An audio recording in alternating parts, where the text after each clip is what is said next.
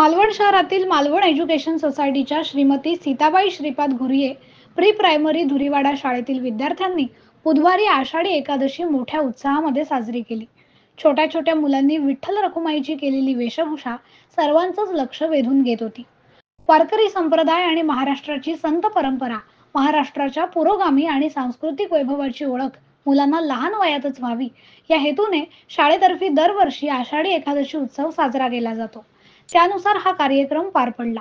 या कार्यक्रमासाठी श्वेता पेडणेकर, मृणाल हडकर, उमा दिघे, सिद्धी मालवणकर, सौजन्या पाटणकर, प्रिया केळुसकर या शिक्षक वर्गाने विशेष मेहनत घेतली।